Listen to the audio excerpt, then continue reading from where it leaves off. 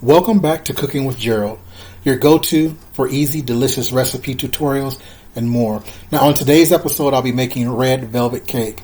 Be sure to like this video, subscribe to the channel, and hit that notification bell so you never miss out on learning how to make dishes that are easy and delicious, either when we go live or upload a new video.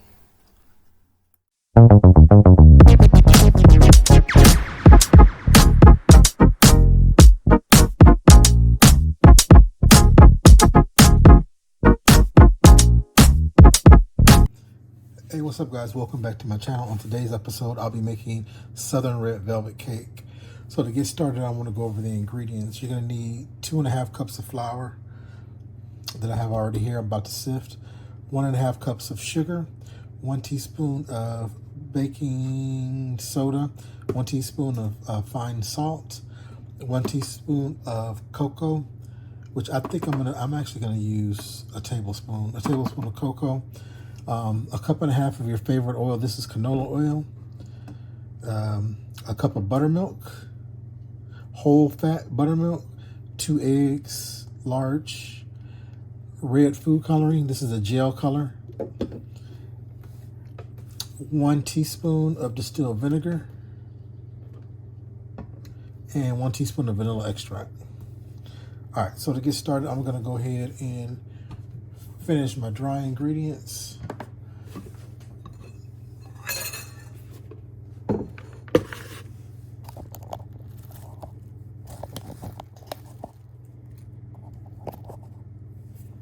All right, so I have my flour in there. I'll go ahead and do my cocoa.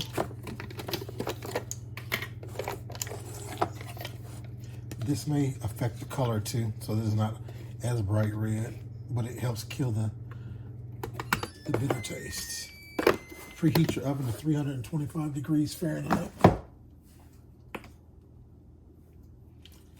right, so 1 teaspoon of salt and 1 teaspoon of soda.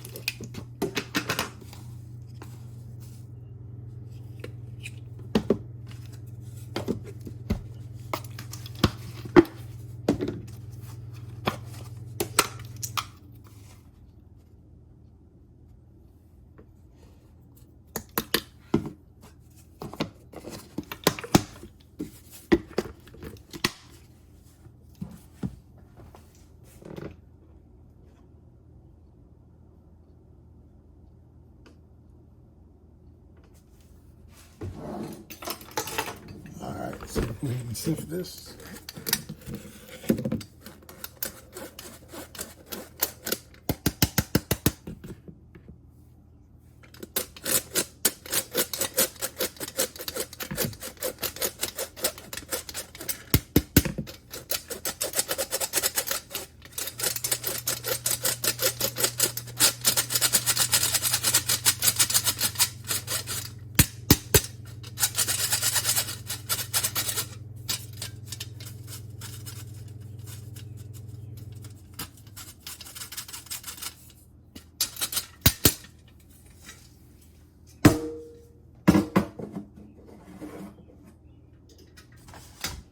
All right, so there's our dry ingredients. We're gonna go ahead and do our wet ingredients as well as the sugar.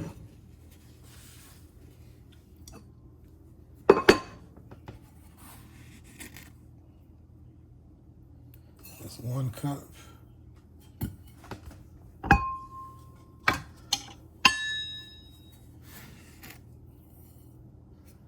And a 1/2 cup.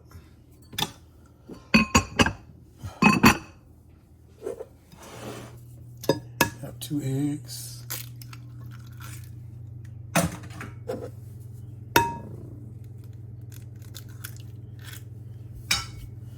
You have your cup of buttermilk.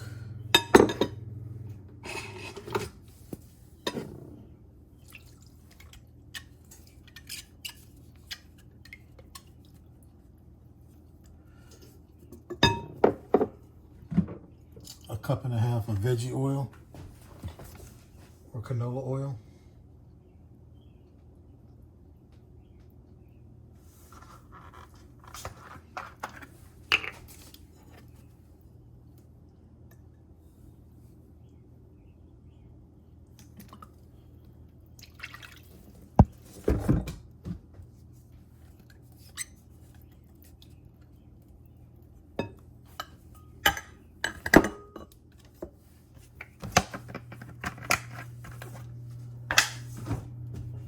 1 teaspoon of distilled vinegar. 2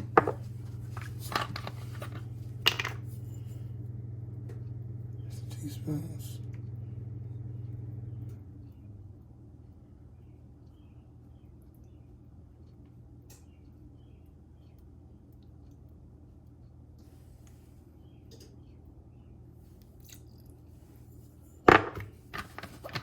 One teaspoon of vanilla extract.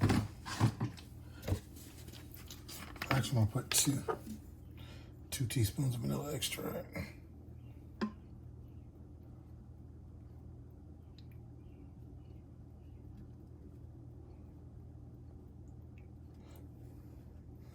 And guys, if you can, always use vanilla extract. Don't use imitation vanilla because it definitely changes the flavor of the dessert that you're actually making. Splurge a little bit. You can go to Walmart and get a small bottle for like $2 or $3, and it will last you a very long time, especially if you properly measure it when you're doing your recipes. All right, so let's check the list.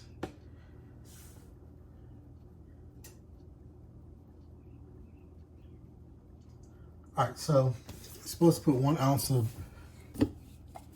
red dye. However, I'm actually going to blend this up first, and I'm going to put it in there. With the red dye, it's always good to get gel color. You can get gel color. Hold on. You can get gel color like this, the Wilton, that comes in a little containers. You can get this from Walmart or any type of craft store like Michael's or Hobby Lobby. And not the actual liquid gel coloring. The reason that you don't want to use the liquid gel coloring, if you can help it, is because 1 ounce, I believe, is the whole bottle. It's 1 to 2 ounces usually is what you put in there, which is usually the whole bottle. The thing that is not the best with that is that it leaves a bitter taste, a bitter aftertaste. And especially if you put the whole bottle on there because you're wanting to get a bright red color. With the gel paste, you don't even put that much in there, and it does not have an aftertaste. So watch this. See that? See how quick that was? You put just a little bit more because you see it's kind of rosy.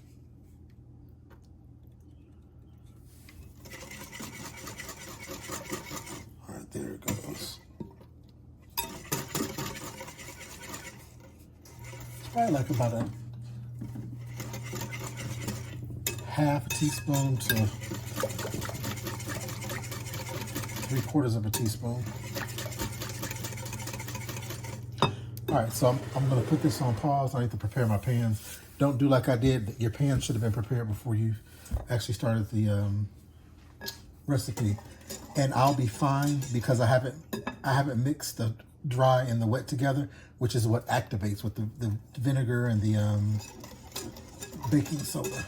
So we're still good. All right, I'll be right back. All right, guys, I'm about to prepare my pan with some of my homemade pan release. This is just equal parts shortening, equal parts flour, and equal parts vegetable oil or canola oil.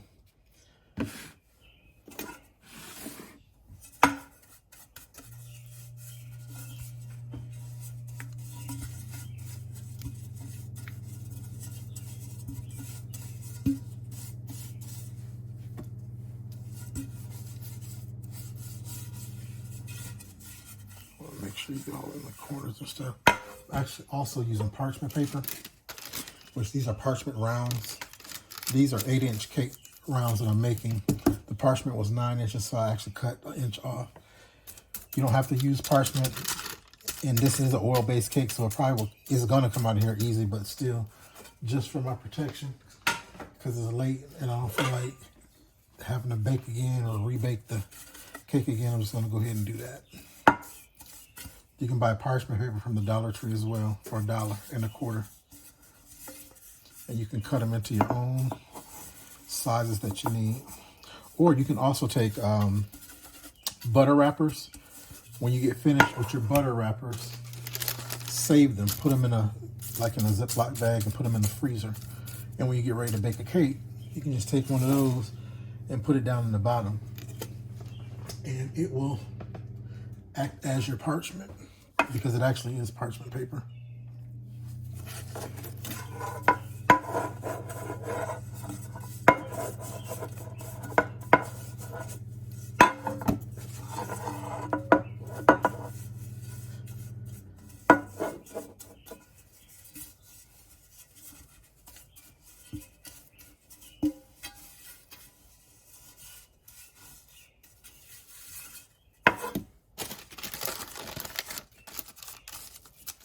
All right.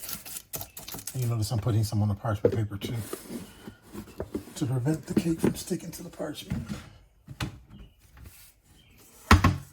All right, so let's go ahead and get our ingredients mixed together.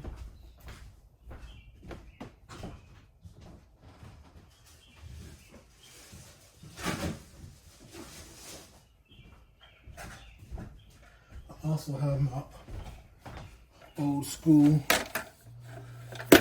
handy old scale, manual scale. I use this whenever I'm making cakes because I like my cakes to be 100% balanced. So in order to do that, I weigh my pans to make sure each layer has the same amount of batter in it. So what you want to do is take your dry ingredients and just put them in the wet ingredients all at once.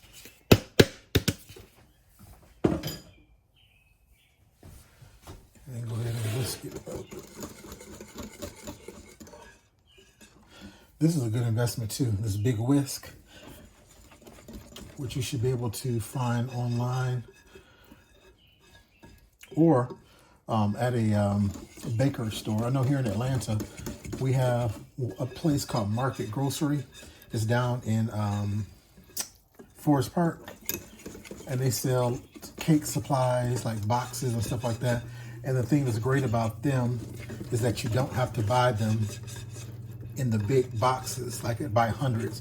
They break them down by like 20, 25 cake boards, 20, 25 cake rounds, all the stuff like that. They sell these. They sell the sifter that I just used too. And other things. All right, so you don't want to over mix. So this is good enough. And the reason I say this is a good investment is because you can mix the cake up real easy if all your ingredients are at room temperature, even with butter. And what this does is it prevents you from over mixing in the mixer. So, all right. So let me make sure everything's mixed.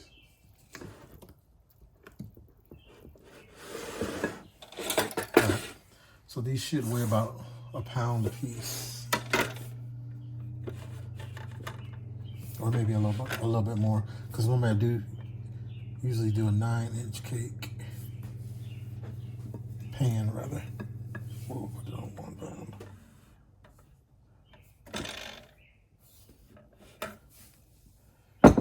Turn this on so you can see it.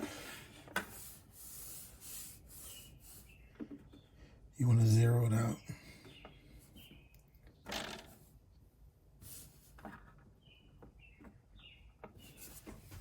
All right.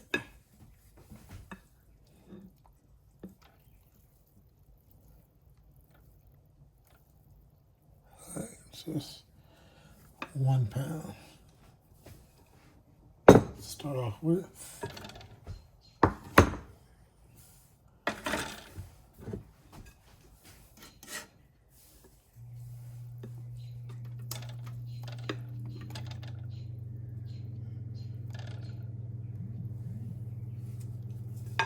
Another pound.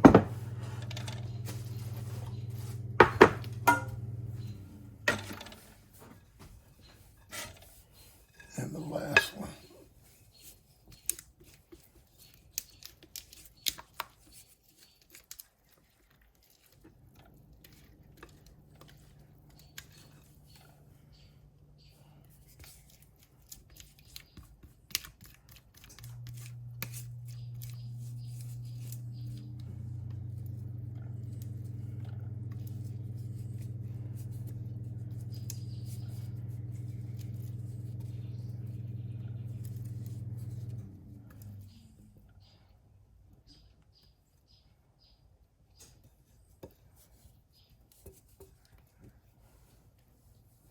And that one is almost 1 pound.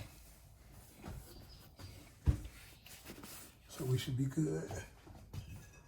All right, so these are gonna go in the oven.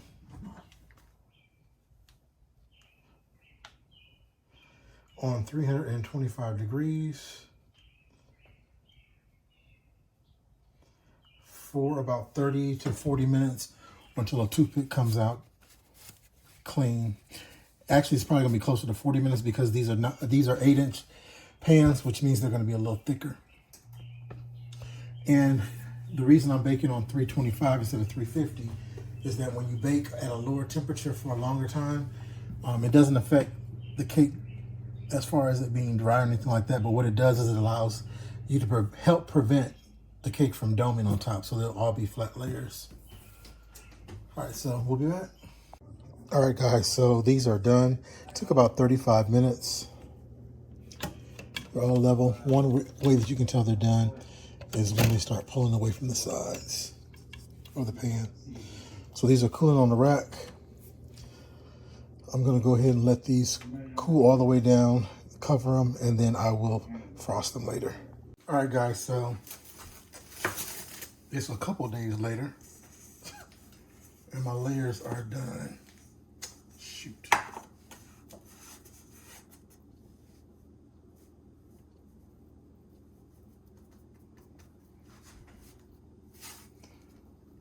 All right, so I was gonna use the American buttercream that I initially had, but I'm not going to. I just made some Swiss meringue.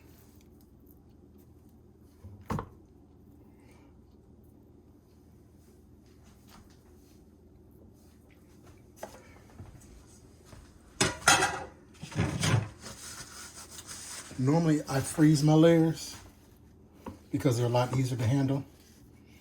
And when you freeze them, I usually freeze them inside of the pan and just put, what do you call it? I put plastic wrap over it. So when it comes out of the pan, it comes out of the pan solid without any problems of crumb or anything like that. This one stuck to the bottom of the pan because I actually pulled them out and flipped them over. I should have just left them in there on the side with the parchment, but it's okay.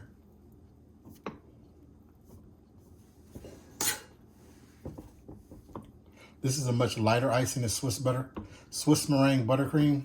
I'll be doing a video to show you guys how to do it, but it's a much lighter, kind of like whipped cream. It's not whipped cream though.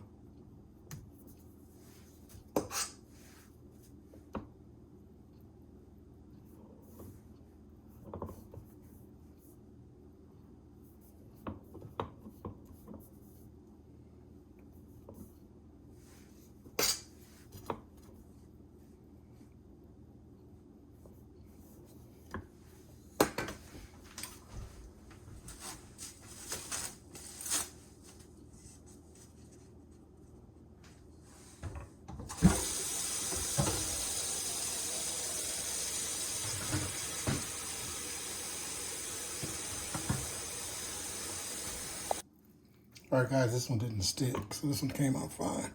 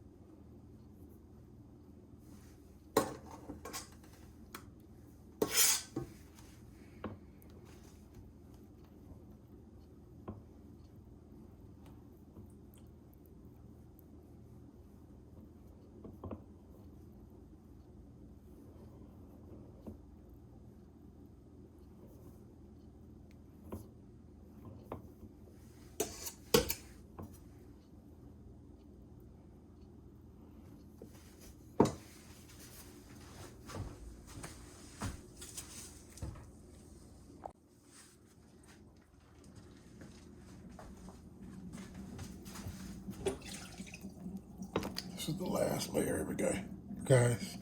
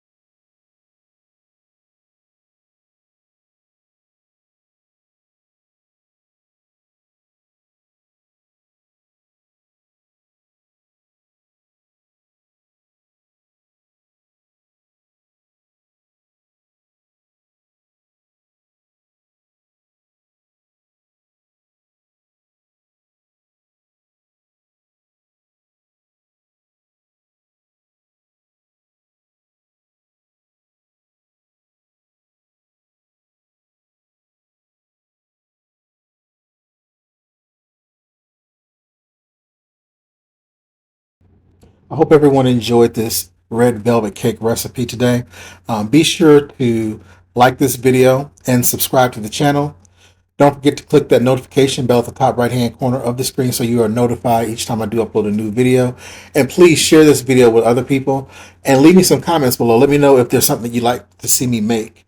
Until next time, stay safe.